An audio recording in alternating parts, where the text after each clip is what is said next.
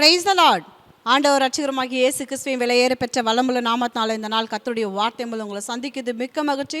இந்த நாள் கர்த்தர் நமக்கு கொடுத்த வார்த்தை மல்கியா புத்தகம் 3ஆம் அதிகாரம் 6ஆம் வசனம்.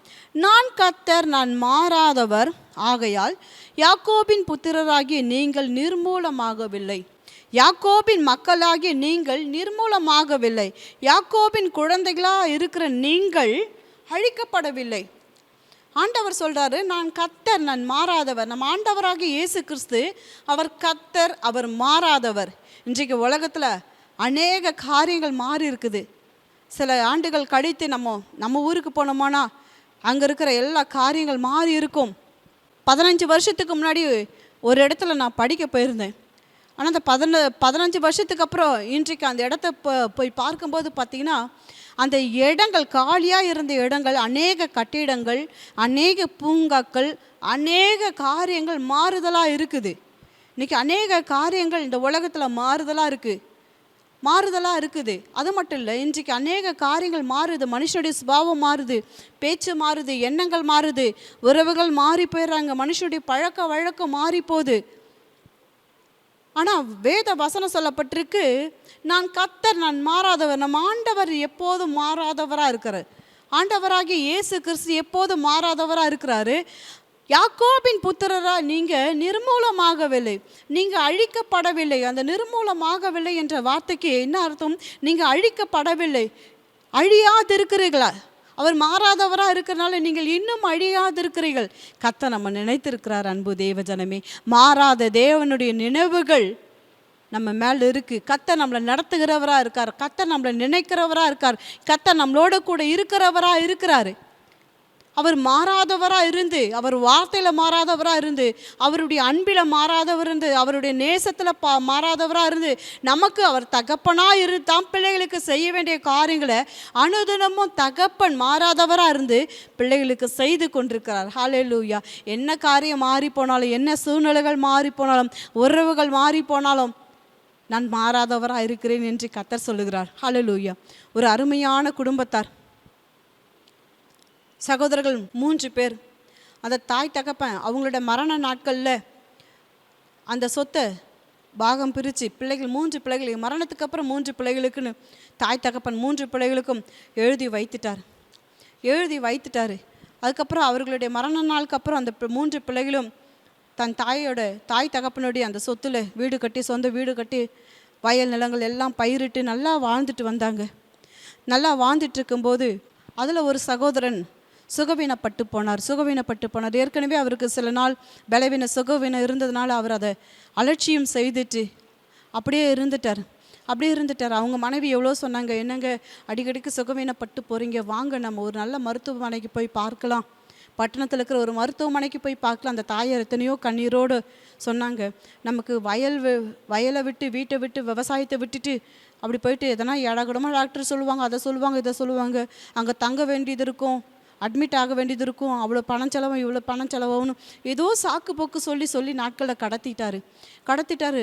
ரொம்ப முடியாத நிலமையில் அவர் பேச்சையும் கேட்காத அவரோட உடன் பிறந்தவர்களுடைய சகோதரோட உதவியோடு அந்த சகோதரி, எனக்கு கொஞ்சம் உதவி செய்யுங்க சகோதரர்களே அப்படின்னு போய் அவர்களுடைய சகோதரோட உதவி கேட்டு ஒரு பட்டணத்தை மருத்துவமனையில் பரிசோதித்து பார்க்கும்போது அந்த சகோதரன் மரணத்துக்கு ஏதுவான சூழ்நிலையில் இருந்தார். அவரை பரிசோதிச்சுட்டு அவர் ஒரு சில நாட்கள் தான் இருப்பார். அவருடைய காரியங்கள் மாறிப்போச்சுன்னு, ஒரு பொல்லாத பலவீனத்தில் பாதிக்கப்பட்டு இவ்வளோ காரியங்கள் வந்தது, இப்போ டாக்டராக இருக்கிற எங்களால் ஒன்றும் செய்ய முடியாது அப்படின்னு இருக்கிற உண்மையை அந்த சகோதரியிடமும் சொன்னார். அதை கேட்டு அந்த மனைவி தேம்பி அழுது, கடைசி நேரத்தில் எங்களை விட்டுட்டீங்களேங்க, ஆரம்பத்துலேருந்து பார்த்துருந்தா அவங்கள காப்பாற்றிருக்கலாமே, ஒரு நிமிஷமாவது நீங்கள் வேலை, வயல், பிள்ளைங்க, செலவுன்னு பார்த்தீங்களே, இன்னைக்கு தனியாக இருக்கிற மாதிரி விட்டுட்டு போகிறீங்களே அப்படின்னு அழதாங்க. நீ டாக்டரால் காப்பாற்ற முடியாத நிலைமைக்கு வந்திருக்கிறோமே. அந்த தாயார் தலையில் அடித்து கொண்டு அழ ஆரம்பித்தாங்க, நாங்கள் இனி என்ன செய்வோம் அப்படின்ட்டு. அப்போது நீங்கள் அழாதீங்க, நான் போனாலும் நீங்கள் அழாதபடிக்கு உங்களுக்கு நிலம் இருக்குது, நமக்கு ஆடு மாடு சொத்து உங்களுக்கு உண்டானதை நான் சேர்த்து வச்சுருக்கிறேன், நீங்கள் பாடுபட்டு கஷ்டப்பட்டு சாப்பிடுங்க, கை யாருக்கிட்டே ஏந்த தேவையில்ல, உங்களை நடுத்தருவில் நான் விடலைன்னு அந்த சகோதரன் சொன்னார். சொல்லிவிட்டு தன் மனைவி எதற்கு உடன் பிறந்த சகோதரர்களை கூப்பிட்டு, என்னோடய வயல் நிலம், என்னுடைய சொத்து, என் மனைவிக்கு இதெல்லாவற்றையும் என் பேரில் இருக்கிறதெல்லாம் என் பிள்ளைகள் பேருக்கு, மனைவி பேருக்கு மாற்றிடுங்க. அது மட்டும் இல்லை, நான் சம்பாதிச்ச காலத்தில் உங்களிடம் கொடுத்து வச்சிருந்த அந்த சில லட்சங்களை என் பிள்ளைகளுக்கு நீங்கள் கொடுத்துருங்க, என் மனைவிக்கு கொடுத்துருங்கன்னு அந்த சகோதரன் சொன்னார். எல்லாத்தையும் அவருடைய மனைவி கேட்டிருந்தாங்க, அவர் பிள்ளைகள் கேட்டிருந்தாங்க. சகோதரர் எதிர்க்க, சரிங்க நான் உங்களுக்கு நாங்கள் நிச்சயம் கொடுக்குறோமேன்னு எல்லாம் கேட்டுட்டு இருந்தாங்க. அவர் அந்த மருத்துவமனையில் 2 நாளுக்கு அப்புறம் மரித்து போனார். அவருடைய இறுதி சடங்கு எல்லாம் முடிஞ்சதுக்கப்புறம் அந்த காரியங்கள்லாம் கிராமப்புறம் முடிஞ்சதுக்கப்புறம் இந்த காரியங்களெல்லாம் இறங்கி செய்யும்போது வேலைக்கு ஆள் வச்சு விவசாயத்தை பண்ண ஆரம்பித்தாங்க. அதுக்கப்புறம் கணவர் கொடுத்து அந்த பணத்தை போய் கேட்க ஆரம்பித்தாங்க. அந்த சொத்து அதெல்லாம் பேர் மாற்றணும்னு எல்லாவற்றையும் கேட்க ஆரம்பித்தாங்க. வலுக்கட்டாயமாக அந்த வீட்டை விட்டும் அந்த நிலத்தை விட்டும் அவர் கொடுத்து வச்ச அந்த பணத்தை விட்டும் அவர்கள் புறக்கணிக்கப்பட்டாங்க. கழுத்தை பிரித்து நெரிச்சு தள்ளப்பட்டாங்க. ஏன்னு பார்த்தீங்கன்னா, இந்த சொத்துக்கு சொந்தக்காரங்க நாங்கள் தான் அப்படின்ட்டு இந்த கிராமம் பஞ்சாயத்து எல்லாம் கூப்பிட்டு பேசினாங்க. நாட்கள் சென்றது. பார்த்தா அவருடைய சொத்து சொகத்தெல்லாம் தான் சகோதரர்கள் அவர்கள் பெயருக்கு மாற்றி எழுத அமைக்கப்பட்டாங்க. கொடுத்ததுக்கான சாட்சி இல்லைன்னு என்று நிரூபிக்கப்பட்டது. தான் சகோதரன் கொடுத்து வச்ச பணத்துக்கு சாட்சி இல்லைன்றது நிரூபிக்கப்பட்டது. வலுக்கட்டாயமாய் கிராமத்தை விட்டு, வீட்டை விட்டு, நிலத்தை விட்டு தள்ளப்பட்டாங்க. அந்த கிராமத்தில் இருக்கக்கூடாது என்று அந்த தாயார் தன் பிள்ளைகளை கூட்டிகிட்டு அந்த கிராமத்தை விட்டு கடந்து வந்தாங்க. கடந்து வந்தப்போ நான் என்ன செய்கிறதென்று அறியாமல் அழுது கொண்டிருந்தாங்க. தாய் வீட்டுக்கு போகலாமான்னா அதுக்கும் வழி இல்லை. இந்த காரியங்கள் நடந்து நம்ம இப்படி ஏமாற்றப்பட்டோமோ, இப்படி எல்லா மனுஷங்க பணம் காசு வந்தவுடனே இப்படி மாறிட்டாங்களே அப்படின்னு அழ ஆரம்பித்தாங்க. சின்ன பிள்ளைகளை வைத்திருக்க அந்த தாய் கணவரை நினச்சி அழுதாங்க. எவ்வளோ நம்பினாரே, என் கணவரை ஏமாற்றிட்டாங்களே, என்னை ஏமாற்றிட்டாங்களே, என் பிள்ளைகளை ஏமாற்றிட்டாங்க, என் வாழ்க்கையே போச்சுன்னு தலையில் கை வச்சு அழ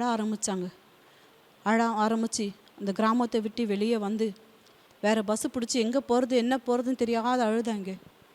அப்போது அந்த கிராமத்துக்கு வந்த ஒரு மிஷினரிகளால் சுவிசேஷம் சொல்லப்பட்டு அந்த தாயாருக்கு சுவிசேஷம் சொல்லப்பட்டு அந்த தாயாரை ஆட்சி தேற்றி தன்னுடைய சபைக்கு அவங்க கொண்டு போனாங்க.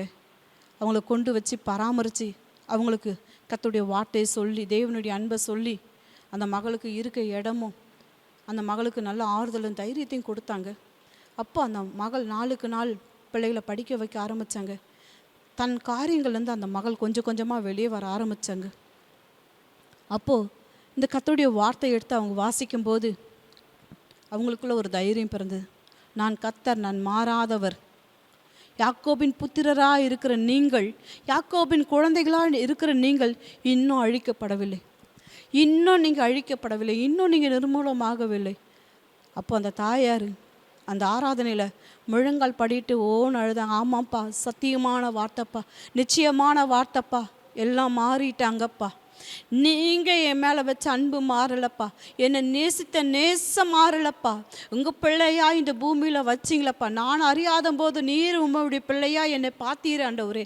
என் கண்ணீரை தொடச்சி இன்னைக்கு உம்முடைய பிள்ளைகளை கொண்டு எனக்கு இங்கே அடைக்கலத்தை கொடுத்தீர் ஆண்டவரே. என் பிள்ளைகள் படிக்க வைக்கும்படி உதவி செய்தீரே. எனக்கு ஒரு அடைக்கலத்தை இந்த இடத்துல கொடுத்தீங்க ஆண்டவரே. நீர் மாறாதவர், சத்தியமானவர், நீங்கள் தான்ப்பா, நீங்கள் தான்ப்பா என் தகப்பன். உங்களை என் சொந்த ரட்சகராக நான் ஏற்றுக்கொள்ளுகிறேன், என் நல்ல தகப்பனாக நான் உங்களை ஏற்றுக்கொள்ளுகிறேன்னு தன்னுடைய வாழ்வை கர்த்தருக்கு ஒப்பு கொடுத்தாங்க.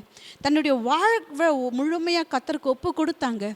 இன்றைக்கு பணம், காசு, சொத்து, சுகம், ஆசை இருக்கிறனால உறவுகள் நல்ல பழக்க வழக்கத்தோடு இருக்கிறாங்க. இன்றைக்கு என் கணவர் இறந்ததுனால எல்லாம் மாறி போச்சு. ஆனால் மாறாதவராக கர்த்தர் இருந்ததுனால எங்களை அழிக்கும்படி, எங்களை அழிச்சு போடும்படி இந்த சொத்துக்காக எத்தனை காரியங்கள் நடந்தது.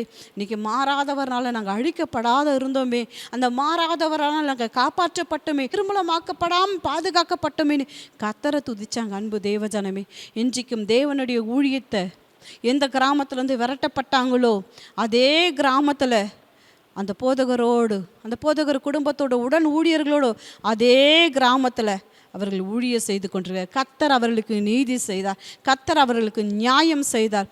சத்தியத்தை கேட்டுக்கொண்டிருக்க அன்பு தேவ ஜனமே, நான் கர்த்தர், நான் மாறாதவர், யாக்கோபின் புத்திரராக நிர்மூலமாகவில்லை என்ற சத்திய வசனத்தின்படி இன்றைக்கு என்ன காரியங்கள் மாறி இருக்கோ, கர்த்தர் மாறாதவராக இருக்கிறார். அவர் அன்பு மாறாததாக இருக்குது, அவருடைய அந்நேசம் மாறாததாக இருக்குது, அவருடைய பாசம் மாறாததாக இருக்குது. அவருடைய உறவு இனிமையான உறவு அன்பு தேவஜனமே இன்றைக்கு அழிக்கப்படும்படி நிர்மூலமாக்கும்படி அநேக சூழ்நிலை நீங்கள் சந்திச்சிருக்கலாம், அநேக நபர்களை சந்திச்சிருக்கலாம். நீங்கள் தப்பு வைக்கப்பட்டதை மறந்துடாதீங்க, நீங்கள் காப்பாற்றப்பட்டதை மறந்துடாதீங்க, நீங்கள் பாதுகாக்கப்பட்டதை ஒரு நாளும் மறந்துடாதீங்க. உன் தேவன் மாறாதவராக அவங்களோட கூட இருந்ததுனாலே ஹல்லேலூயா. கண்களை முடி. அன்பின் ஆவியானவரே, தலை வணங்கி உமக்கு நன்றி சொல்கிறோம்ப்பா. எங்களை நீங்கள் காப்பாற்றினீங்களே, பாதுகாத்தீங்களப்பா, உமக்கு நாங்கள் நன்றிகளை செலுத்துகிறோம்ப்பா. என்னை அழிக்கும்படி, என் சந்ததி அழிக்கும்படி, என் வாழ்வை குலைத்து போடும்படி அப்பா எத்தனையோ காரியங்கள் வந்ததும் நாங்கள் உம்மால் காப்பாற்றப்பட்டுமே. என் மாறாத தேவனுடைய கரம் எல்லாவற்றிலும் எங்களை தப்பு வித்ததுக்காய் ஸ்தோத்திரம் அப்பா. இந்நாளும் கர்த்தருடைய வார்த்தை கேட்ட ஒவ்வொரு பிள்ளைகளுக்காய் கர்த்தரை ஸ்தோத்தரிக்கிறோம். இயேசுவின் நாமத்தில் பிதாவே, ஆமென் ஆமென். அன்பு தேவஜனமே, இன்றைக்கு அவர் கர்த்தர், அவர் உங்களுடைய கர்த்தர், அவர் உங்களுக்கு மாறாதவராக இருக்கிறார்.